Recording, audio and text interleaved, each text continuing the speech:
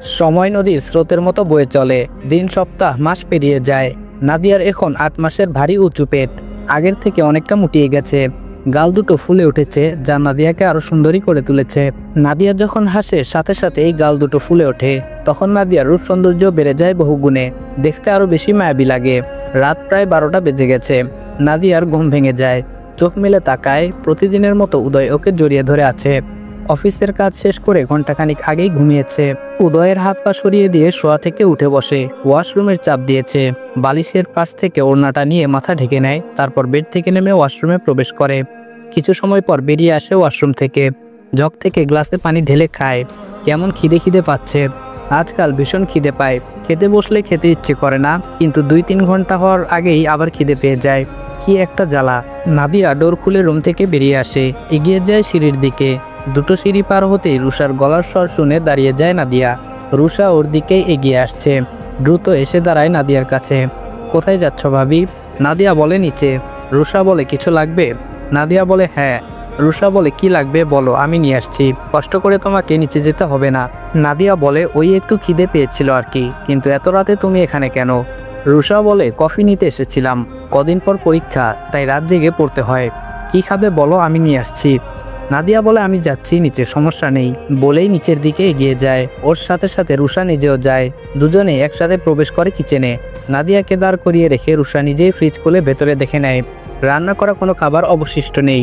রুষা বলে কি খাবে ভাবি? কিছুই তো নেই। ফ্রুটস খাবে? নাদিয়া মুখ বিকৃতি করে বলে এই ফলমূল আর খেতে ইচ্ছে করে না, থাক খাবো না। রুষা বলে খিদে পেয়েছে, খাবে না কেন? একটু ভেবে বলে নুডলস বা পাস্তা খাবে? নাদিয়া বলে এগুলো খাওয়া যায়। রুষা বলে কোনটা খাবে? নাদিয়া বলে নুডলস। কথা শেষ করে নাদিয়া এগিয়ে যায় কিচেনের ক্যাবিনেটের কাছে। ভেতর থেকে 2 প্যাকেট নুডলস বের করে। 2 প্যাকেট রান্না করলে দুজনের হয়ে যাবে। রুষা রাত জেগে আছে, ওরও নিশ্চয়ই খিদে পেয়েছে। রুষা গ্যাসের চুলায় পানি বসিয়ে দেয়। নাদিয়ার হাত থেকে জোর করে নুডলস নিয়ে নেয়। নাদিয়াকে রান্না করতে দেবে না, ও নিজেই রান্না করে খাওয়াবে। নাদিয়া শতবার না করলেও শোনে না রুষা। নুডলসের প্যাকেট রেখে নাদিয়াকে একটা টুল এনে দেয় বসার জন্য। তারপর ফ্রিজ থেকে আপেল, পেয়ারা আর ডালিম বের করে কেটে নাদিয়ার হাতে প্লেট ধরিয়ে দিয়ে খেতে বলে। নাদিয়া ওকেও খাওয়ার জন্য জোর করলে কয়েকটা তুলে মুখে পুড়িয়ে নিয়ে পেঁয়াজ মরিচ কুচি করার জন্য এগিয়ে যায়। 10 মিনিটের মধ্যেই নুডলস রান্না শেষ করে রুষা। দুজনের জন্য 2 প্লেটে বেড়ে নেয়। রুষারও খিদে পেয়ে গিয়েছে রাত জেগে পড়তে পড়তে। রুষা এখন আর আগের রুষা নেই, পুরোপুরি পরিবর্তন হয়ে গেছে। নাদিয়াকে এখন অনেক ভালোবাসে। বাড়িতে থাকলে নাদিয়ার সাথেই বেশি সময় পার করে।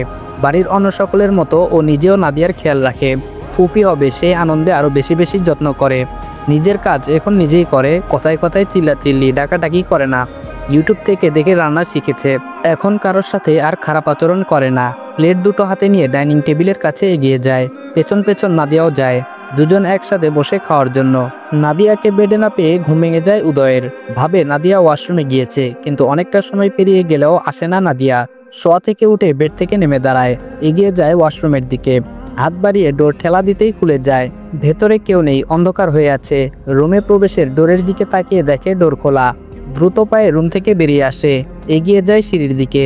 সিঁড়ি বেয়ে নিচে নেমে আসতে চোখ যায় সোফায় বসে থাকা বউ আর বোনের দিকে। আচার খাচ্ছে আর হিহি করে আসছে দুজন। উদয় দূরে দাঁড়িয়ে তাকিয়ে রইল দুজনের দিকে। এত রাতে না ঘুমিয়ে এখানে বসে আছো কেন দুজন? হঠাৎ উদয়ের গলার স্বর শুনে চমকে উঠে মুখ তুলে উদয়ের দিকে তাকায় দুজন। রাত কয়টা বাজে খেয়াল আছে? রুষা নাদিয়া একে অপরের মুখের দিকে তাকায়। দুজনের হাতে মুখে এখন আচার রয়েছে। উদয় বলে এত আচার খেতে নিষেধ করেছি না? নাদিয়া বলে এত কোথায়, একটুই তো খেয়েছি। উদয় নাদিয়ার কাছে এগিয়ে যায়, হাত ধরে টেনে দাঁড় করায়। নাদিয়া হাতের আচারটুকু তাড়াহুড়ো করে মুখে পুরে নেয়। উদয় ওর মুখের দিকে তাকিয়ে মুচকে আসে। সেদিন যখন আচার খাচ্ছিল তখন উদয় নাদিয়ার হাত থেকে আচার নিয়ে রেখে দিয়েছিল, আর খেতে দেয়নি। অলরেডি অনেকটুকু খেয়ে নিয়েছিল তাই। নাদিয়া ভাবছে আজকেও হয়তো সেরকম কিছুই হবে। উদয় নাদিয়ার হাত ধরে আস্তে আস্তে বেসিনের কাছে নিয়ে যায়। পেছনে ফিরে বোনের দিকে তাকিয়ে বলে তুইও গিয়ে ঘুমা, আর রাত জাগতে হবে না। রুষা ঘাড় কাত করে হ্যাঁ বলে বসা থেকে উঠে দাঁড়ায়। টি টেবিলের উপর থেকে আচারের বয়াম নিয়ে কিচেনের দিকে এগিয়ে যায়। উদয় নাদিয়ার হাত ধুইয়ে দিয়ে রুমের দিকে এগিয়ে যেতে যেতে বলে এত রাতে আচার খাওয়ার জন্য উঠে এসেছো? নাদিয়া বলে না, খিদে পেয়েছিল তাই এসেছিলাম। উদয় বলে আচার খেয়ে পেট ভরাতে চেয়েছিলে নাকি? নাদিয়া বলে আচার খেয়ে পেট ভরাবো কেন, নুডলস খেয়েছি, আচার তো একটু খেলাম মাত্র, আর তুমি এলে। উদয় বলে দেখেছি, একটু খেয়েছো নাকি বেশি খেয়েছো? নাদিয়া বলে অল্পই খেয়েছি। উদয় বলে খিদে পেয়েছে, আমাকে ডাকুনি কেন? নাদিয়া বলে ঘুমিয়েছিলে সেজন্য। উদয় বলে এই রাত বিরেতে আর নিচে আসবে না একা একা, কোনো কিছুর প্রয়োজন হলে আমাকে ডাকবে। নাদিয়া বলে আচ্ছা। রুমে প্রবেশ করে দুজন। নাদিয়া আবার ওয়াশরুমে প্রবেশ করে। উদয় ডোর লক করে পানি খেয়ে বেডে গিয়ে বসে। একটু পরেই নাদিয়া ওয়াশরুম থেকে বেরিয়ে আসে। নাদিয়া বেডে উঠে শুয়ে পড়তেই লাইট অফ করে দেয় উদয়। তারপর নাদিয়াকে জড়িয়ে ধরে আবার ঘুমের রাজ্যে পাড়ি জমানোর জন্য চোখ বন্ধ করে নেয়। সকাল থেকেই নাদিয়ার মাজার দিক থেকে হালকা হালকা ব্যথা করছে, তবে কাউকে বলেনি এই কথা। নাদিয়ার ডেলিভারির ডেট এখনো 2 দিন বাকি আছে, সেই জন্য ব্যথাটা আমলে নিচ্ছে না নাদিয়া। ভাবছে এমনি হয়তো ব্যথা করছে। একটু আগে অফিস থেকে ফিরে এসেছে উদয়, ফ্রেশ হওয়ার জন্য ওয়াশরুমে গেছে। নাদিয়া আসরের নামাজ শেষ করে একটা বই নিয়ে পড়ছে। 20 মিনিট পর ওয়াশরুম থেকে বেরিয়ে আসে উদয়। ডোর খোলার শব্দ শুনে সেদিকে তাকায় নাদিয়া। কোমরে টাওয়েল পেঁচানো, হাতে ভেজা কাপড়, ভেজা চুলগুলো কপালময় লেপটে আছে, ফর্সা শরীর চকচক করছে। দুজনের চোখাচোখি হয়। উদয় মুচকি হেসে এগিয়ে আসে নাদিয়ার কাছে, পাশে দাঁড়িয়ে ঝুঁকে গিয়ে ওষ্ঠ ছোঁয়ায় নাদিয়ার ওষ্ঠে। ঠান্ডা ছোঁয়া পেতেই কেঁপে ওঠে নাদিয়া। সদ্য শাওয়ার নেওয়ার কারণে ঠান্ডা হয়ে আছে উদয়ের শরীর। নাদিয়ার সারা মুখে চুমু খেয়ে এগিয়ে যায় বেলকনির দিকে। নাদিয়া উদয়ের যাওয়ার পানে তাকিয়ে বলে, পাগল একটা। সময় গড়ায়, তবে রাতে নাদিয়া ঘুমায় না, কেমন ছটফট করছে। উদয় নিজেও ঘুমায়নি, তবে চোখ বন্ধ করে রেখেছে শুধু। নাদিয়ার একবার একাত তো আরেকবার ওকাত হওয়ায় চোখ খুলে তাকায় উদয়। নাদিয়া তখন উল্টো পাশ ফিরে শুয়ে আছে। দুজনের মাঝে কিছুটা দূরত্ব তৈরি হয়েছে। উদয় এগিয়ে যায় নাদিয়ার কাছে, পেছন থেকে জড়িয়ে ধরে বলে, কি হয়েছে তোমার? খারাপ লাগছে? কি হয়েছে বলো আমাকে, আমাকে না বললে কাকে বলবে? কোথায় কষ্ট হচ্ছে বলো আমাকে। নাদিয়া উদয়ের দিকে ঘুরে শয়, উদয়ের চোখে চোখ রাখে। উদয় নাদিয়ার মাথায় হাত বুলিয়ে দেয়। নাদিয়া উদয়ের হাত নিজের হাতের মুঠোয় নেয়, তারপর হাতের উল্টো পিঠে চুমু খায়। উদয়ের হাতটা নিজের গালে চেপে ধরে বলে, পেট মাজার দিক থেকে ব্যথা করছে, এখন আস্তে আস্তে ব্যথা বেড়ে চলেছে, বাবু আসার সময় হয়ে গেছে বোধহয়। নাদিয়ার কথা শেষ হতেই শোয়া থেকে লাফিয়ে উঠে বসে উদয়। নাদিয়ার পেটে হাত রেখে বলে, ব্যথা করছে আগে বলনি কেন আমাকে? অফিস থেকে ফিরে তোমার মুখ দেখেই বুঝেছিলাম কিছু একটা হয়েছে তোমার। বারবার জিজ্ঞেস করার পরেও বললে না তখন। ডক্টর বলেছিল ডেটের 2-1 দিন আগ পিছ হয়, হসপিটালে যেতে হবে, রাত বাড়ছে, বাড়ির সবাইকে ডাকতে হবে, তুমি একটু শুয়ে থাকো, আমি এক্ষুনি আসছি। বলেই বেড থেকে নামার জন্য উদ্যত হয়। নাদিয়া উদয়ের হাত টেনে ধরে, তারপর শোয়া থেকে উঠে বসে। এগিয়ে গিয়ে বসে উদয়ের শরীর ঘেঁষে। উদয়ের বুকে মাথা ঠেকিয়ে গুটিয়ে নেয় নিজেকে। নাদিয়া বলে, এত উতলা হচ্ছ কেন? শান্ত হও আগে। হসপিটালে যেতে হবে না, সবাইকে ডাকতেও হবে না, শুধু মাকে ডাকো তাহলেই হবে। উদয় বলে, হসপিটালে যেতে হবে না কেন? পেন হচ্ছে তো বললে। নাদিয়া বলে, বাড়িতেই ডেলিভারি হবে, হসপিটালে যাওয়ার প্রয়োজন নেই। নাদিয়ার কথা শুনে চমকে ওঠে উদয়। পাগল হয়েছো? বাড়িতে কেন ডেলিভারি হবে? কিছু হয়ে গেলে হসপিটালে যেতে হবে, আমি ডাকছি মমকে। নাদিয়া বলে, কিচ্ছু হবে না, ডক্টর তো বলেছে কোনো সমস্যা নেই আমার, নর্মাল ডেলিভারি পসিবল। উদয় বলে, তো কি হয়েছে? হসপিটালেই নর্মাল ডেলিভারি হবে, আমি কোনো রিস্ক নিতে চাই না, আল্লাহ না করুক বাড়িতে কোনো সমস্যা হলে তখন কি হবে? নাদিয়া বলে, শুধু শুধু ভয় পাচ্ছ তুমি, কিচ্ছু হবে না ইনশাআল্লাহ। বাড়িতে কত মানুষেরই তো বাবু হয়, তাদের তো কোনো সমস্যা হয় না, আমারও হবে না। ডক্টর তো বলেছেন কোনো সমস্যা নেই আমার, আমি আর বাবু দুজনেই ঠিক আছি। ডক্টর যদি বলতো কোনো সমস্যা আছে তাহলে একটা কথা ছিল, এখানে ভয় পাওয়ার কিছুই নেই, শুধু শুধু ভয় পাচ্ছ তুমি। উদয় বলে, হসপিটালে যেতেই হবে, কোনো কথা শুনবো না আমি, নর্মাল ডেলিভারি হোক আর যাই হোক হসপিটালেই হবে।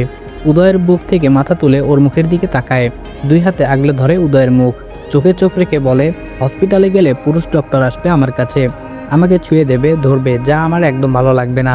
অন্য পুরুষ তোমার ওয়াইফকে ছুলে তোমারও নিশ্চয়ই ভালো লাগবে না। ডক্টর যদি বলতো আমার সিরিয়াস অবস্থা, তাহলে না একটা কথা ছিল।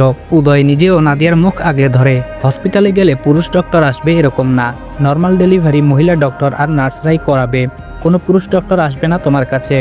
নাদিয়া বলে, না, তবুও হসপিটালে যাব না আমি, যা হবে বাড়িতেই হবে, বলছি তো কিচ্ছু হবে না। উদয় বলে, নাদিয়া বোঝার চেষ্টা করো আমার কথা, তুমি ছোট থেকে কিভাবে বড় হয়েছো ভুলে গেছো? তোমার জন্মের সময় তোমার মাকে যদি হসপিটালে নিয়ে যেত তাহলে হয়তো তিনি আজ বেঁচে থাকতেন। তুমি কি চাও আমাদের সন্তানের ভাগ্য তোমার মতো হোক, ও ওর মাকে ছাড়া বড় হোক? তোমার কিছু হয়ে গেলে আমি শেষ হয়ে যাব।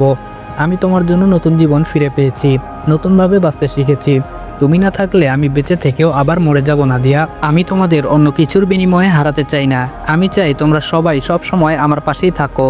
জেদ করে না আমার লক্ষ্মী শোনা বউ, আমি তোমার কাছে পুরুষ ঘেঁষতে দেব না, তুমি হসপিটালে চলো প্লিজ।